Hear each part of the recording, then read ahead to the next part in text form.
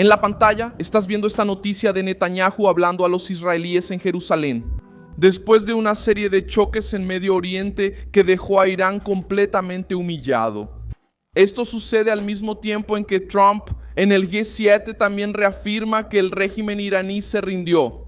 La humillación crece para Teherán porque Netanyahu apareció para declarar una victoria aplastante contra la amenaza inmediata de Irán, mientras Trump cierra el cerco por el lado estadounidense y deja claro que no existe un cheque en blanco, no existe un premio automático y no existe un camino abierto para la bomba nuclear.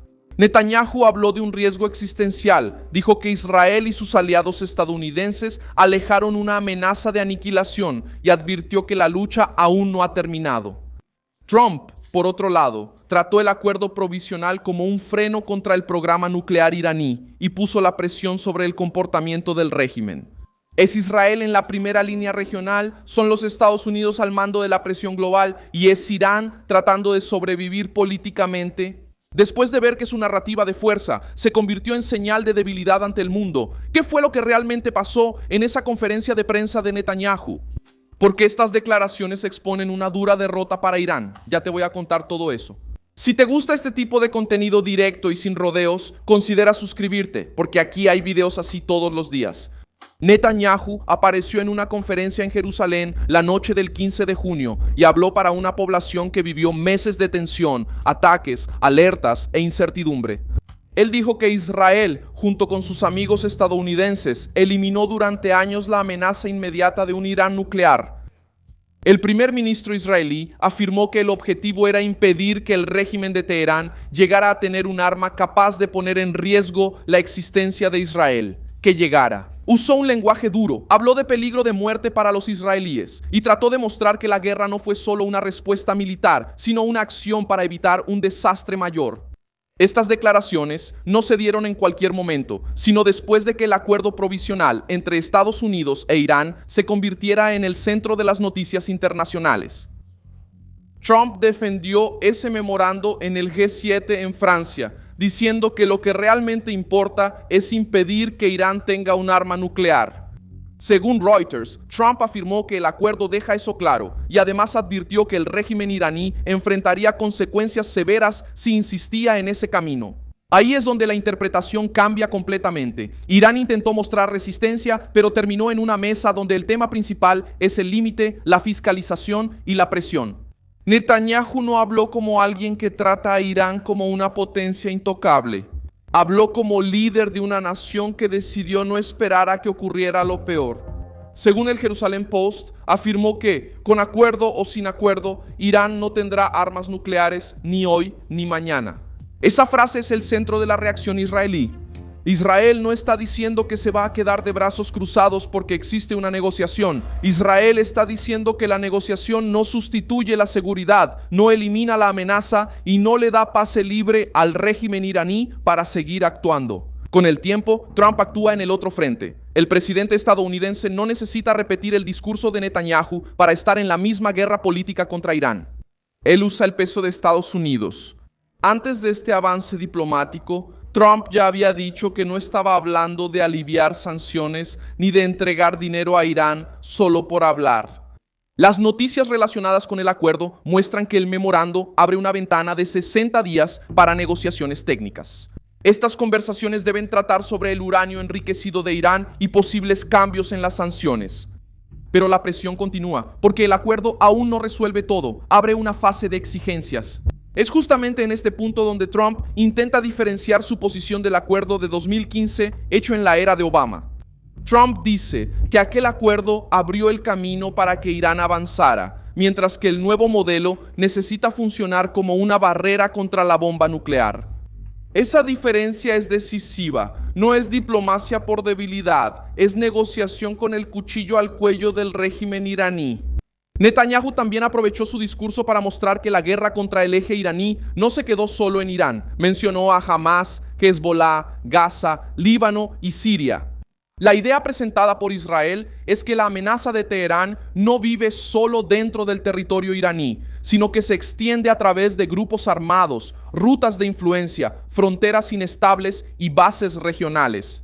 Después del ataque del 7 de octubre de 2023, Israel empezó a defender una doctrina de seguridad más agresiva. Netanyahu dijo que Israel ya no aceptará que fuerzas hostiles se reorganicen junto a sus fronteras para preparar una nueva tragedia. Por eso él habló de zonas de seguridad.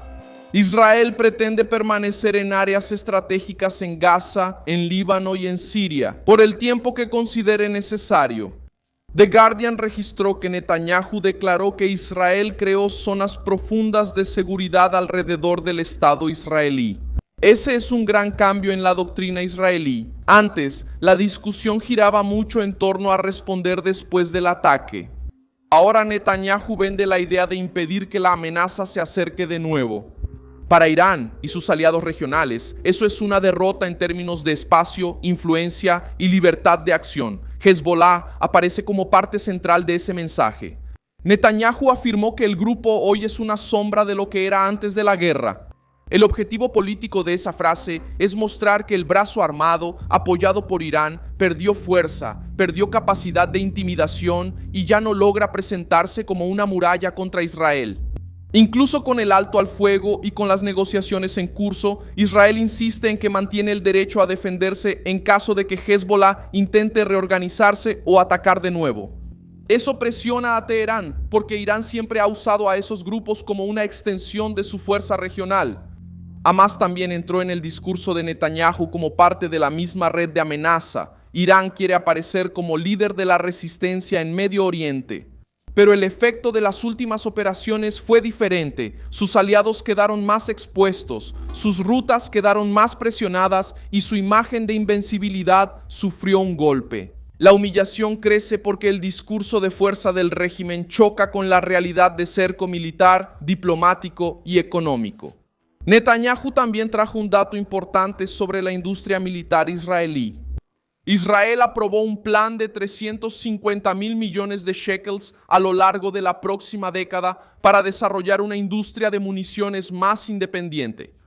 Significa que Israel aprendió, en medio de embargos, presiones y amenazas internacionales, que necesita producir más de su propio arsenal. Para Teherán, el mensaje es malo. Israel quiere menos vulnerabilidad, más capacidad propia y mayor velocidad de respuesta. Esa decisión también dialoga con el entorno internacional. En los últimos años, varias naciones han intentado presionar a Israel mediante restricciones, embargos o amenazas diplomáticas. Netanyahu utiliza esa experiencia para defender que la seguridad israelí no puede quedar a merced del cambio de humor de gobiernos extranjeros. La idea es simple para su público. Israel necesita aliados, pero también necesita autonomía, y cuando esa autonomía crece, Irán pierde una apuesta antigua, que era esperar el desgaste político de Israel para ganar tiempo. El historial ayuda a entender por qué Trump y Netanyahu insisten tanto en el tema nuclear. En 2015, el acuerdo, firmado en la era de Obama, se volvió un símbolo de concesión para muchos críticos conservadores. Trump retiró a Estados Unidos de ese acuerdo durante su primer mandato porque decía que no enfrentaba el programa de misiles y la influencia regional de Irán. Ahora, al tratar el nuevo memorando como una barrera, intenta mostrar que el error anterior no se repetirá. Para la derecha estadounidense y para los aliados de Israel, el objetivo no es solo firmar un papel, el objetivo es impedir que Teherán use ese papel para ganar tiempo. Otras naciones ya han vivido este dilema con regímenes agresivos. Cuando una potencia autoritaria percibe vacilación, suele poner a prueba los límites. Rusia puso a prueba los límites en Ucrania. China pone a prueba los límites en el Indo-Pacífico. Corea del Norte usa la amenaza nuclear como moneda de chantaje. Desde hace décadas, Irán intenta usar la misma lógica en Medio Oriente, presionar rutas energéticas, armar a sus aliados, negociar bajo amenaza y luego culpar a Occidente por la crisis. La diferencia ahora es que Trump convirtió la negociación en una humillación para Irán, mientras que Netanyahu demuestra que Israel no volverá a quedarse pasivo cerca de sus fronteras. Soy Milson Alves, internacionalista, y mi propósito es mantenerte bien informado con la verdad todos los días. Los enlaces de las noticias están en la descripción del video. Dale like a este video, suscríbete al canal y al final échale un vistazo a los comentarios para que estés aún más involucrado con la comunidad. Milson Alves.